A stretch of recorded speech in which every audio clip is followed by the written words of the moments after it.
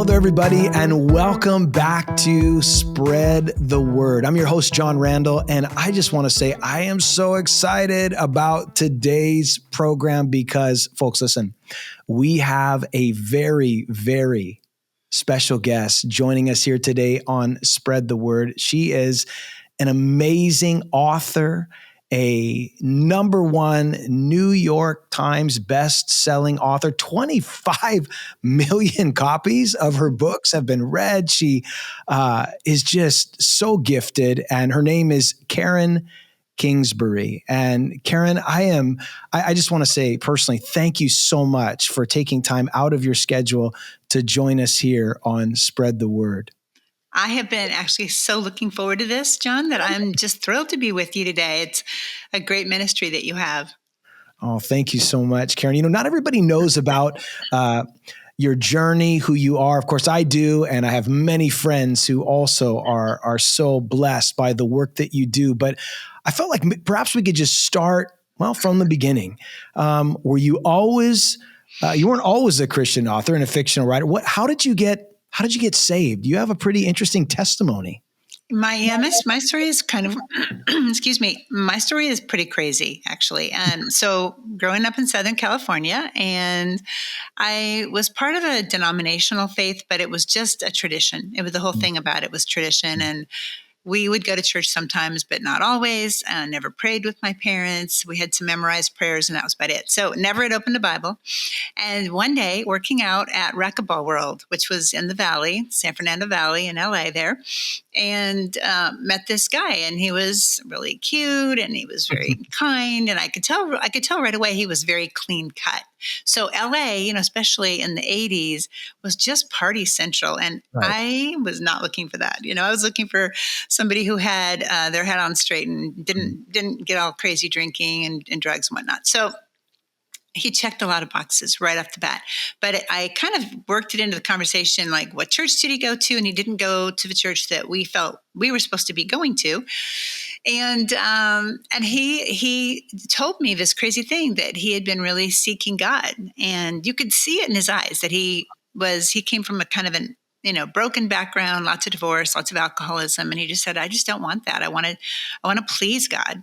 And so we talked for 3 hours. It was just an amazing, like an incredible night. And then at the end, he said, I would love to take you out on a date. Look, can we go out maybe on Friday? And, back then you had to be so brave because there's no like, I'll check you out on Instagram or, right. I was a very different time back then. Right. So we always tell our sons, like, look how brave your dad was to even come up and talk to me. Cause he had worked out there for 3 years and so had I, but he worked out in the mornings and I worked out at night. So it was just that moment where we crossed paths. And he said, is it okay if I bring a Bible to our date? And John, I'm telling you, I thought he was the craziest person I had ever met. Like, can I bring a Bible to our date? Like, that's a different line. I've never heard that one. And I'm thinking, like, I don't know if he's coming on a bike or what. I'd never heard of that. I don't have any idea where this is going. But I thought to myself, honestly, there could be something worse he would want to bring to a date. Like, he's pretty cute. Like, he's nice. Like, sure. If you need to bring a Bible, great. So he brings the Bible to my parents' house where I had finished college, gotten my degree in journalism. And now that I was actually writing for the Simi Valley Enterprise, my first full-time writing job, I was making so little money that I had to move back home. So it was at my parents' house. So he comes to pick me up, brings in the Bible, and he is just nervous, you could tell. And he wants to read Philippians 4, which I pretty much have the whole thing memorized at this point. But at that point, I didn't know a Philippian from any Ippian. I had no idea what that was. Great. So I said, sure, yeah. Philippians, let's go ahead and take a look. So he starts to read it like, now I know what that would feel like if I was discerning or interested, but I was so convicted. There was just like this heavy, I didn't know what to make of it. And I don't know, he probably read 6 verses and then took a pause. And I said, great. Are we good? Like, can we go ahead and call it a moment? And then can we get to our date? So I was really, really, really rough on the whole thing. And for the next 3 months, it was like that where he wasn't trying to convert me. He was trying to convert himself. I mean, he was reading the Bible. His sister had become a Christian and she lived in San Diego at the time. So he was trying to read the Bible, understand it so that he could follow Jesus and find a church that taught the Bible. That was where he was at. So he was sharing with me from scripture just because he was excited. Like he was in love, falling in love more and more with God and with the teachings of Jesus and the word. And I was just like, can we anything but this? Like, can we just not talk about it? And I don't know how he was so patient, but for 3 months it went on like that. And then we had this really sad moment where we met to play tennis, and we had each driven there to the park. I think it was Lanark Park in the Valley. And he got out the Bible. He wanted to show me something. It was always like, can I show you this? Can I tell you this? Look what I found in the Bible.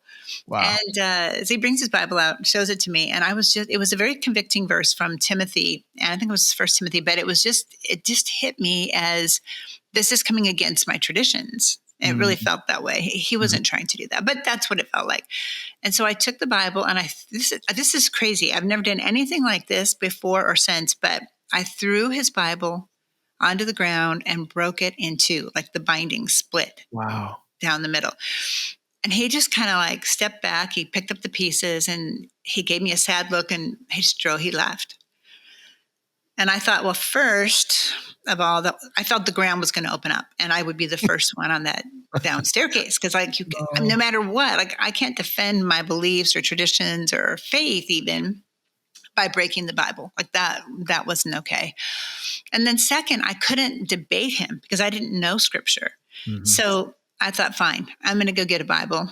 And all my life, I'd driven past Valley Book and Bible, and never had I gone in. I always thought it's kind of a strange, like, what would that be? And, you look back and you see the kindness of God in the story. All of us have this, I'm sure, at some point where, there was a girl who was a believer in our high school. And I think she was the only one. Like, she was outspoken, like inviting people to church. And she walked with a different spirit about her. And I remembered her, and that she had talked about this bookstore.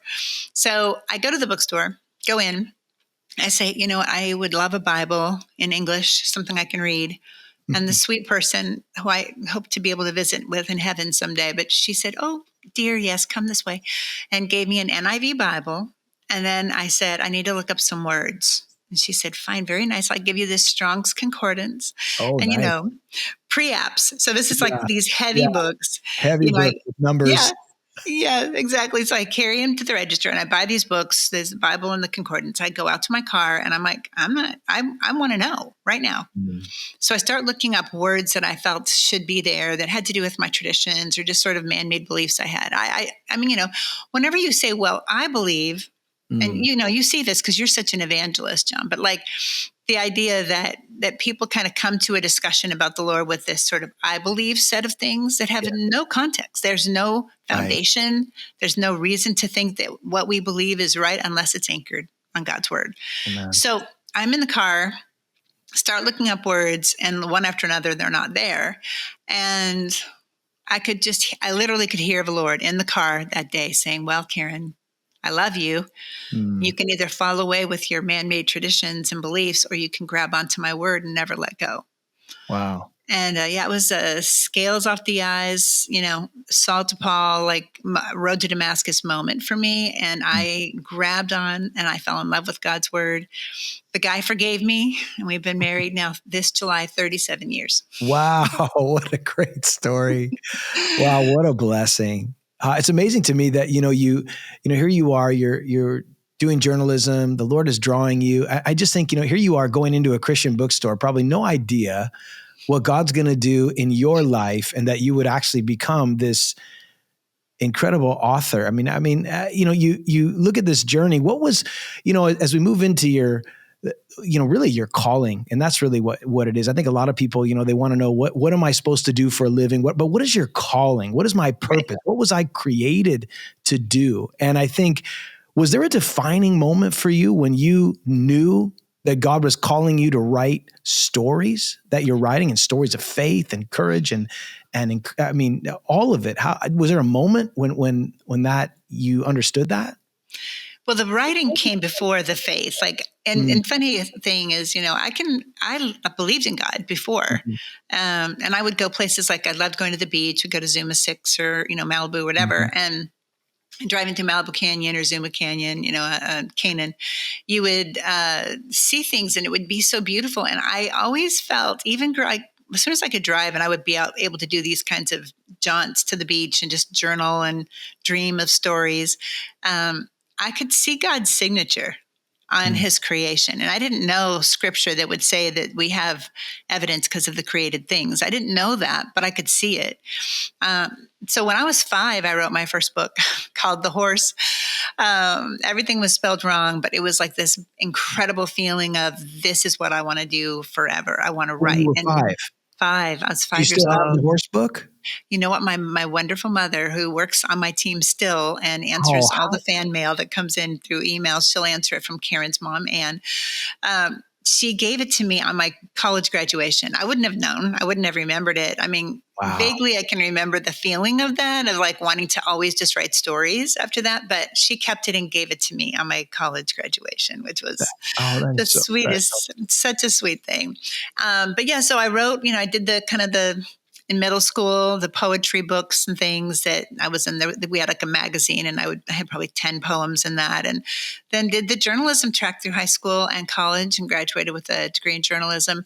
My first job really was while I was still a senior in college. I got hired by the LA Times.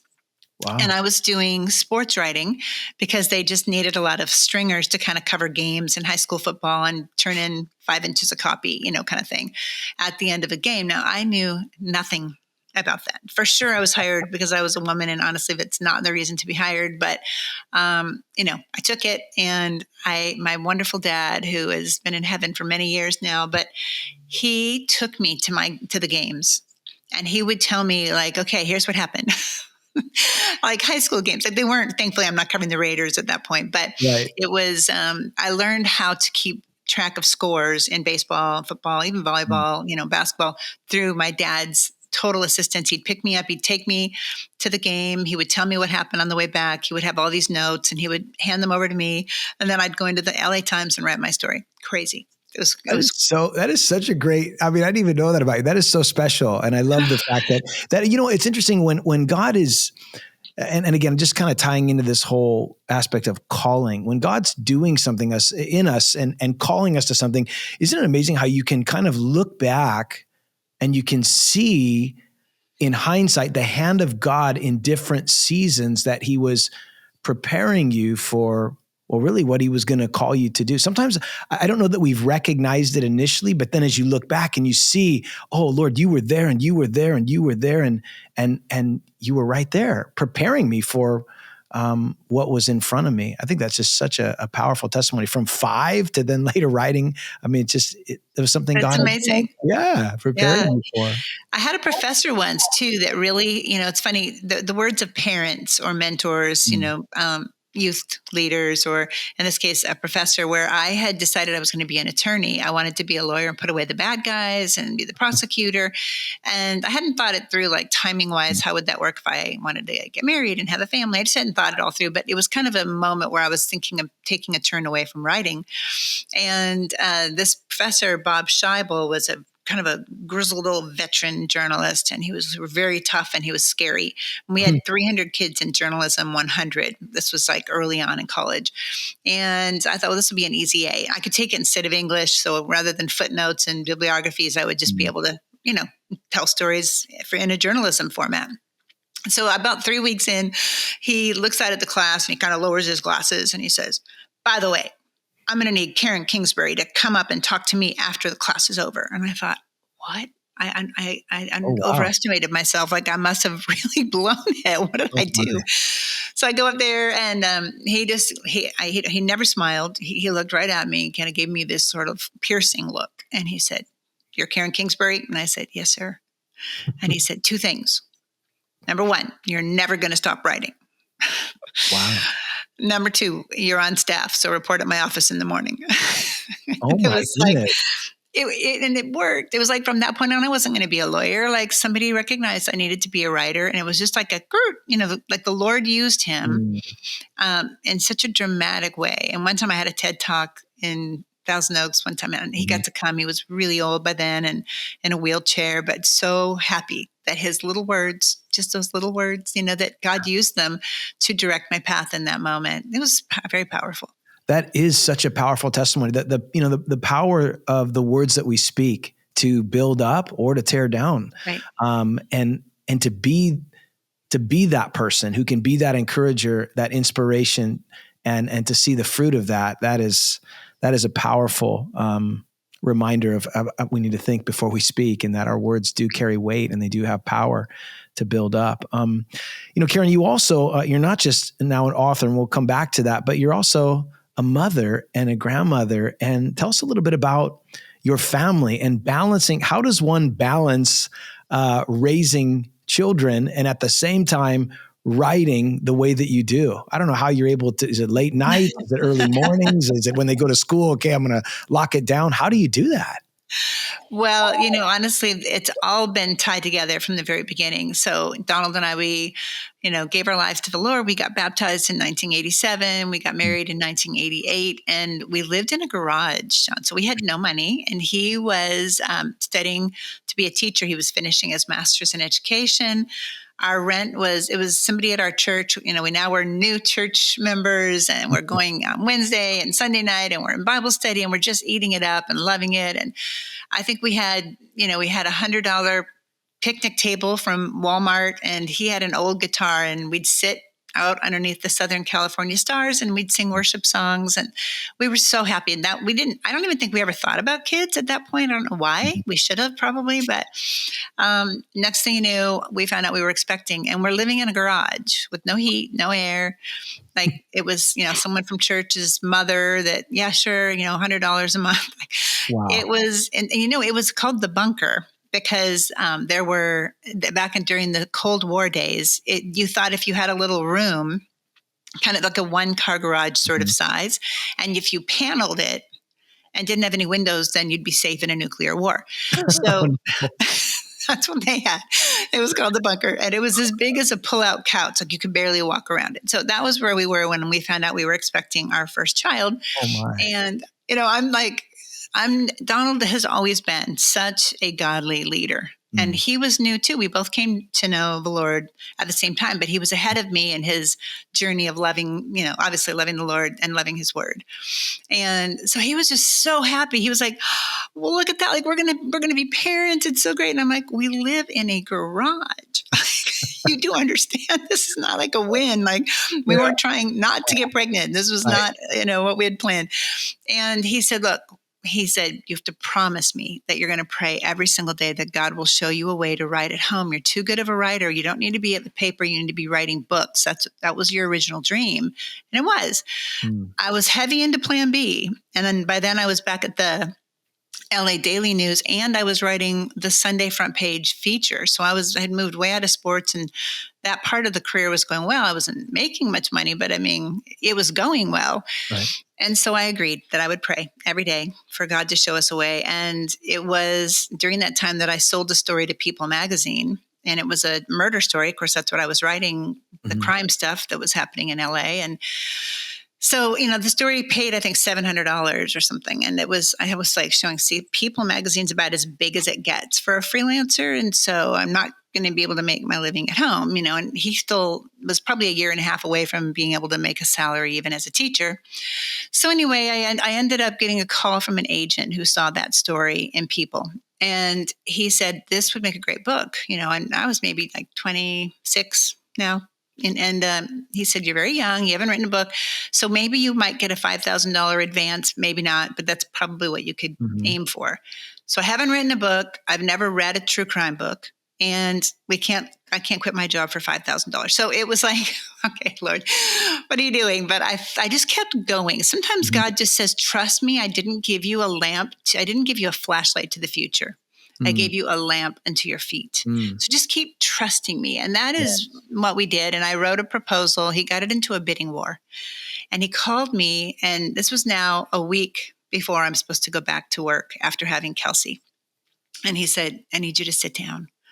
And I said, okay, now, and this guy was also just kind of a veteran sort of agent. Mm-hmm. He was very New York and not a believer. And he didn't know anything about that, but he just said, I got this into a bidding war. And he said, your advance is going to be $85,000. Wow. He said, you won't get it all at once. You'll get a third when you sign the contract. And probably after you cover the trial for this murder, you'll get another third, a year from now, and then another third when it publishes. And after I get my fees, I said, well, can you just tell me what is that amount that will be the first check? And literally, John, it was $11.79 more than I made a year. It was exactly what we had prayed for. So when people say, how do I break into this? Like, how do I become an author? Mm-hmm. My story is 100,000. I mean, it's just Jesus. Like, he had a plan. I wrote 4 true crime books. By the time I got to the last one, I couldn't take another crime book. It was just too sad. You can't change details. They're just very sad. And then I wrote my first book, Where Yesterday Lives. It was an inspirational or Christian fiction. I had no contract. My agent dropped me. He said, you were going to be a star. Like, why do you want to write these things? And I said, it was an absolute calling. What matters? If I get to live 100 years, honestly, that will be a mist that appears for a little while, and your place will remember you no more. But what you've left behind for Jesus is what's going to matter. Wow. So it took about a year before I got that book into a contract with Multnomah Publishers, and then that became 6 with them. And then the Baxters, everything changed, and it just opened, floodgates of heaven opened, and I knew I was where God wanted me to be. That is what an amazing testimony, and so encouraging. I think even for people who are listening today and are watching this, that God does have a plan. We don't always know what it is, right. And we just have to keep.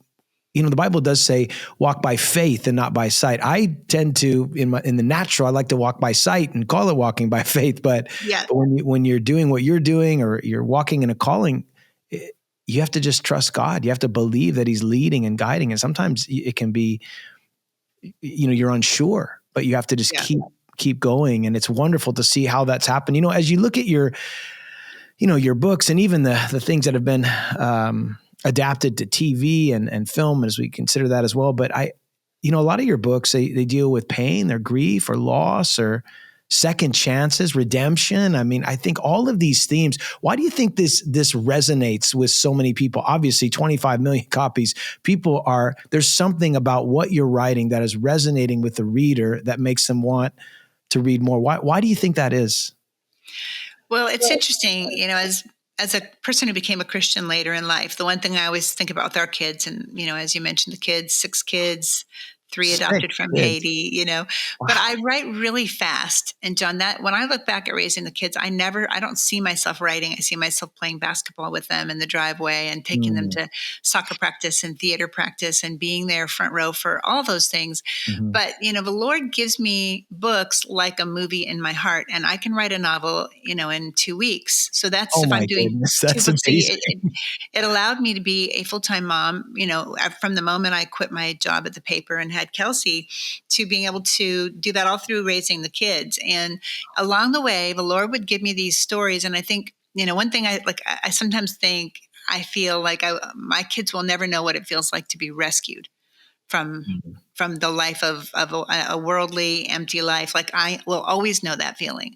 So there'll always be an urgency for me to share Jesus with everyone I have a chance to truly be an evangelist that's disguised as an author or a filmmaker.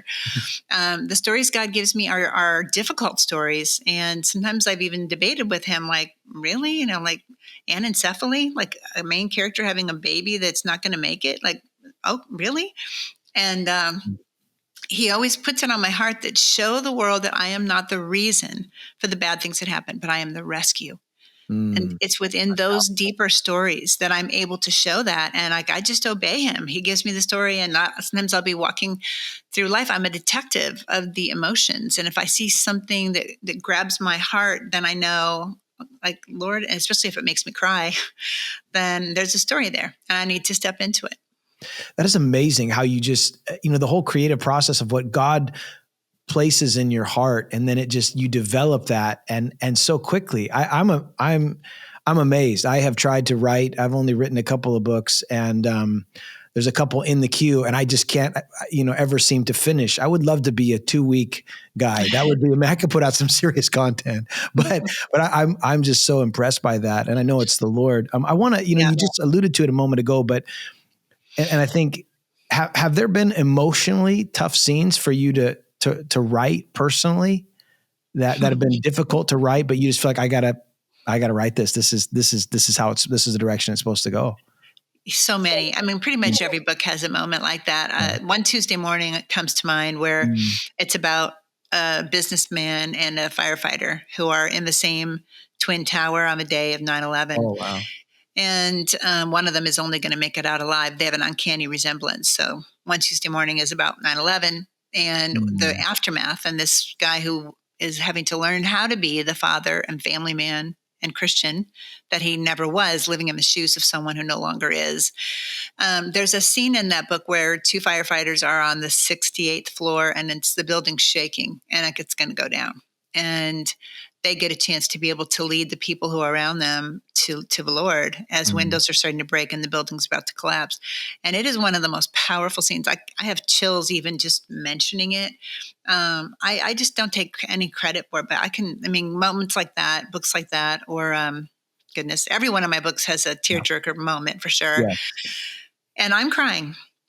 Wow. And it took a while for my husband, to realize like, that's just how deep it is for me. And that like, I'm okay. It's not, like even a character, Ervil was a character that I loved dearly. And she was a older woman who was in an Alzheimer's unit.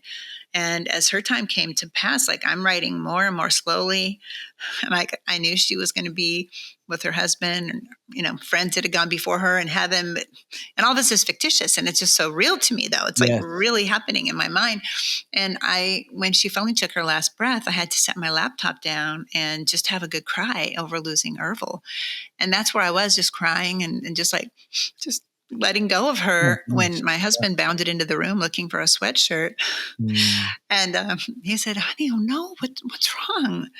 And I said, Ervil died. It's Ervil. And so he just gets this concerned look and he says, "Ervil?" Like, don't ask him to, recite all my characters. He's not going to be the person who'll know that. He said, "Ervil, do we know her from school or from church?" And I said, "Honey," "she's one of my characters." Yeah. And he kind of steps back and kind of rolls his eyes a little bit. He goes like, "I'll never understand you." He said, "How am I supposed to feel sorry for you when you killed her?" And, it's like, I can only say, John, that it doesn't feel like I'm making it up. And there's stories that make me laugh and make me cry. And at the end, I can say, "Oh, this is so good." And it doesn't feel like I'm complimenting myself at all, but that I can just give all the glory to the Lord that he would give me a story like that people can, the back door of your heart is open, but you're not getting taught something in a novel. The message comes in through the back door of your heart. And I always say, Jesus, when he wanted to teach you something, he would say, "I am the way, the truth, and the life. And no one comes to the Father except through me," period. Yes. But when he wanted to touch your heart and he wanted you to lean in and see where the lesson might be and feel something, he told you a story. Yes. The parables. Oh, wow. Yeah. That's a great reminder. And I think that's why people resonate so well with what you write, Karen, because all of those things people can relate to, and to some degree. We've walked through grief, we've walked through pain. That those things are common in everyday life. You will experience that at some point. You live long enough, you're gonna embrace that or experience that. And I think that the thing that I love is that there's also hope that is offered, and I think that is something that because you really and I think I was just thinking, kind of moving towards your most recent story that was adapted to film, and what a powerful film. And I mean, it just, thank you. I was, can you talk a little bit about, because I'll tell you what, when I wept, crying like a baby in that thing. And we took our whole church, we rented out a whole theater and went and watched the whole thing. And the story, boy, it got a hold of you. What was that like for you to see And I know that was a step of faith for you guys too, because people don't understand, like you did this independently. Can you talk about this film and how, and just even the recent awards and all of that? Can you kind of elaborate on all of that step of faith and how that came to light? Yeah, it was such a journey, and it began, many years ago when people started making movies on the book. So they would get in touch with me or my agent, ask if they could option a book, and then next thing you know, they'd make a movie for Hallmark, or one was Yes. in theaters. But it never was what I saw in my heart. Like, it never Mhm. was. I was always thankful, of course, and I've worked with some amazing people, amazing Mhm. teams, but it would just not feel like what I thought it should feel like. And finally, in 22, my husband and I had this really beautiful conversation, and he just put his hands on my shoulders and he said, Karen, I think you can do this. I'll be right there with you. Like, we can do it as a family. We have actors in the family, a director in the family, like we Yes. have marketing team in the family. And he said, if we have to sell everything, like, isn't that the better choice? If you want to make a movie that would lead people to Jesus, like, why leave that money buried? Like, let's just go ahead and let's trust him and do it, which nobody would recommend. Like, nobody Yeah, would say, that's huge. That's a huge step. maybe That's you a should huge take your $2 step. million from out of the bank and use Yes. it to make a movie. But Wow. I love that he believed in me. It really Mm. made such a difference. And we just decided, let's do it. So Tyler, our oldest son, Tyler, is an amazing screenwriter and director. And so he and I wrote the script. The reason I picked someone like you, that book was an interesting one. Again, being a detective of Mhm. the emotions. I was speaking Mhm. at an event, and this woman who was helping me had triplets. She was Hispanic. The triplets were blonde. I didn't really think anything of that. I was just like, well, they're Right. beautiful Oh kids, yeah. I bet. Yeah. Yeah. And she said, she goes, let me tell you about them. They're embryo adopted. Wow. I'd never heard of that. I had no idea there are 500,000 embryos on ice waiting to be adopted from people who did the IVF procedure. And, that's its own discussion. And Right. I think we're ahead of God in a lot of the science that we do. But when you have a leftover embryo, it's a life. That's four Mhm. cells. It's a life. And so some people just, they look the other way and they're just disposed of. And others are saying, well, let me donate these to, Mhm. it's one of these snowflake adoption agencies. And I didn't know any of this stuff. So, Right. like God does, he just immediately started downloading this story in my heart about what if somebody couldn't have another baby and donated the embryo, and then something happens to the first child, and then they think, should we go find out if there was a child that came out of a Yeah. complicated story, where if I had if you have a baby and the baby was an adopted embryo, the baby's knit together in you. And like Psalm 139, that God knits the baby Mhm. together in the mother's womb. So that's the mother now, but not really, because it's, adopted little embryo from somebody else. So it's complicated. Mhm. And so I wrote that book, Someone Like You.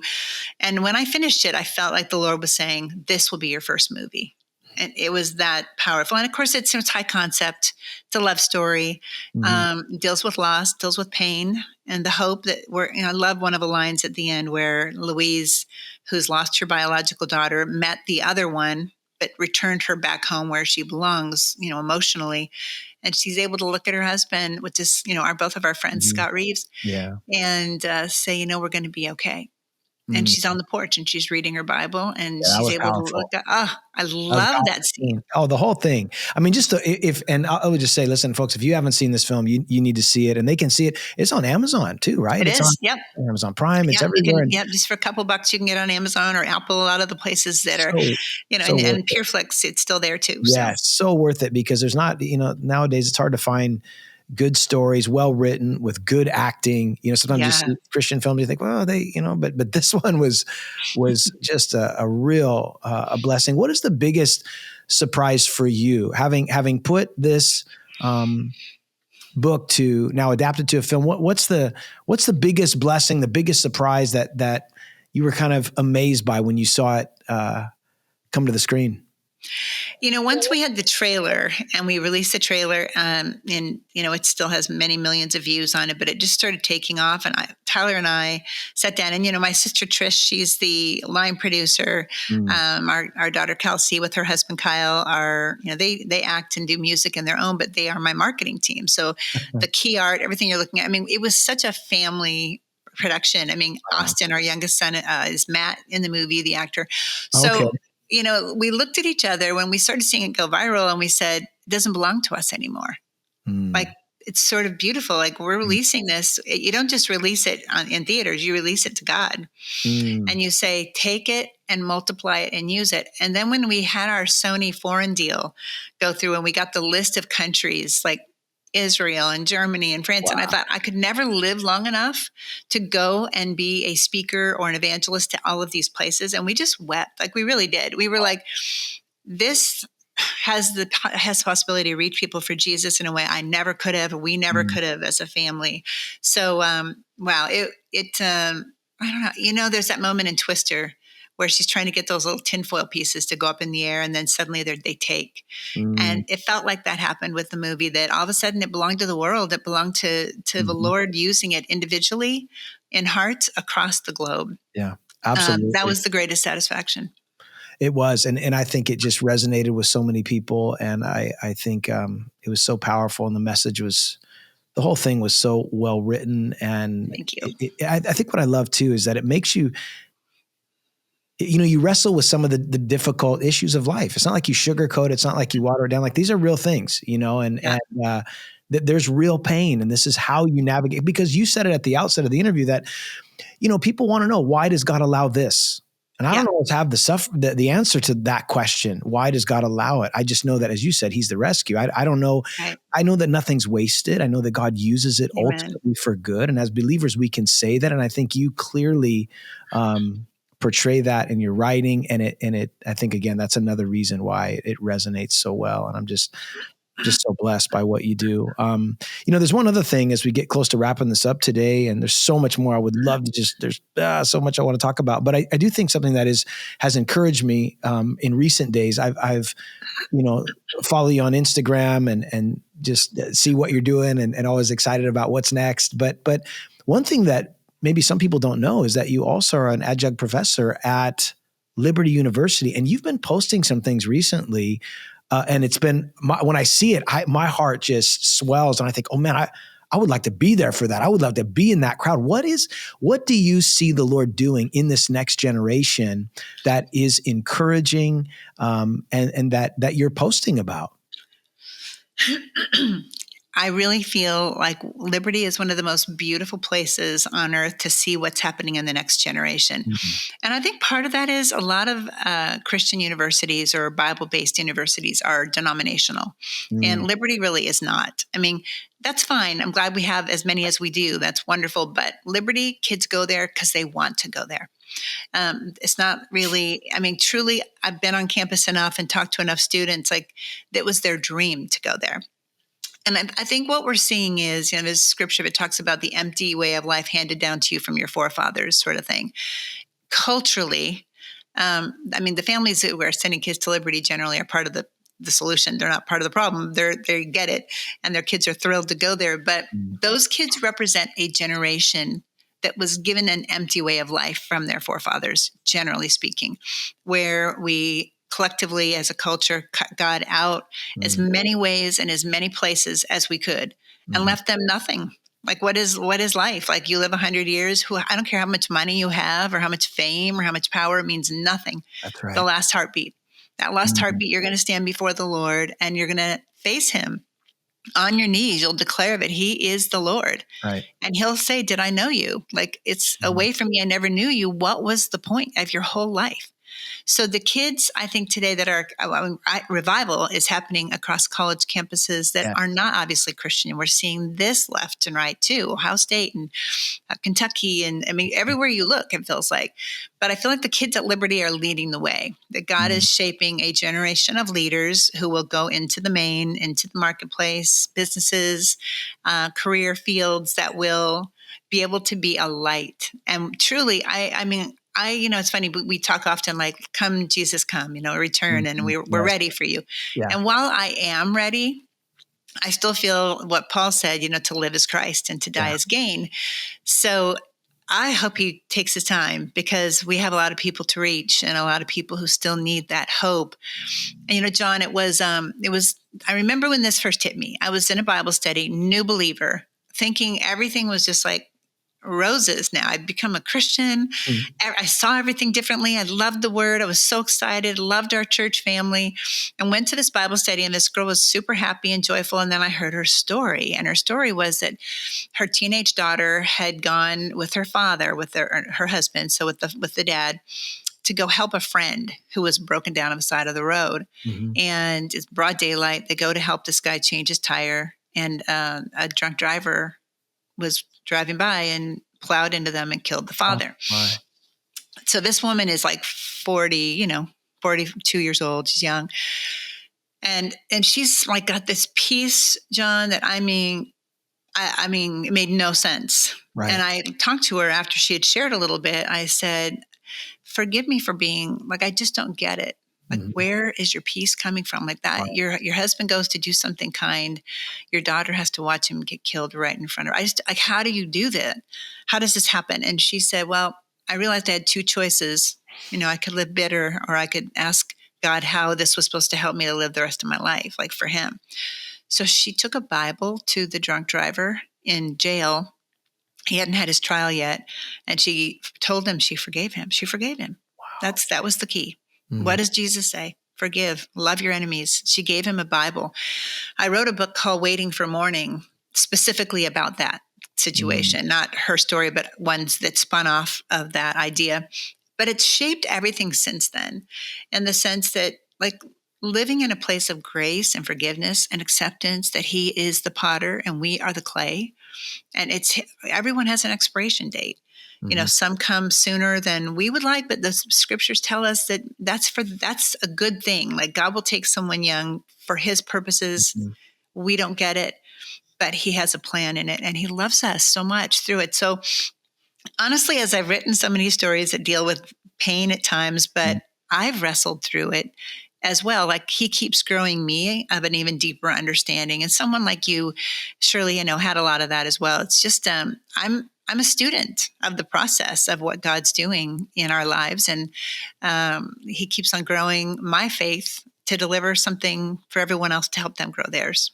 It's so powerful. And we're so appreciative of how the Lord is using you and just the honesty and the transparency and just dealing with those issues that sometimes we wrestle with. And even though it's fictional, there's so much truth. There's so much truth that comes through. And I think that's what makes it so, again, just such a blessing to so many. As we wrap up, what is, you've written this, you've done this. You ever think, like, have I hit the ceiling? Is there more to come for Karen Kingsbury? And is there anything in the works, anything in the queue? You probably saw some stuff there you can't really talk about, but what can we look forward to in the days ahead? Well, it's funny. We said, if we make back our money on the first one, Lord, we'll do it again. Like, otherwise I could just sit in my rocking chair. I still have a lot of fun time with my family, with my grandkids. We're together all the time and so close. And they just vaguely even know that I do write books, which is cute. My kids early on thought that, daddy teaches and coaches and mommy writes her name in books. Oh, that's cute. Like, they just didn't know. But so that's also fun. But when we opened Karen Kingsbury Productions, the plan was to do more movies. And we're really kind of working on about 5 right now, but one that we will, I can't say what yet, but I can tell you that it will be in theaters November 13th. Ooh, so excited. We're super, super excited. Okay. We'll be filming, it's going to be very quick, but we're filming August 4th here in the Nashville area. It'll be a heartfelt, story about letting go of the past so that you can take hold of what God has for you tomorrow. Wow, that theme right there is that's very powerful. And I tell you, just in my line of work, I come across people all the time who that is a real struggle, Karen, just to let go of what was. And as Paul said, press on toward those things and reaching for those things that are ahead, forgetting the past. That's difficult, but it is possible through the work of the Spirit. And we'll be looking forward to that. Can't wait to see that.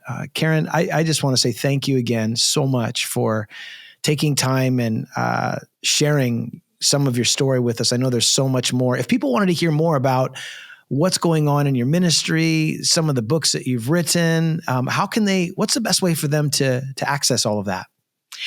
My website, KarenKingsbury.com, is great. They can sign up for my free newsletter. I try to share, things that God's teaching me, and then also things that are coming up, obviously. And then I'm on Instagram, Facebook, all the usual sources, I suppose, Yeah. TikTok and Twitter. I don't obviously do a lot of that myself. I write it. And when I show up, obviously live, I'm there, but I have a team that helps me to make sure that those are there. And, we keep that presence going because it's an encouragement. But, I always encourage people, be encouraged by what you see on social media and then get off of it, go and live your life. That's a good word. Don't waste all your time on that. But again, Karen, thank you so much for joining us. And folks, listen, it's been a blessing to have you here on Spread the Word. I want to encourage you, if you were blessed by today's interview, that you would share it with somebody else, pass it on and text it to somebody, the link. And I pray that they would be encouraged by what they've heard today. And so until next time, God bless you. And remember, spread the word.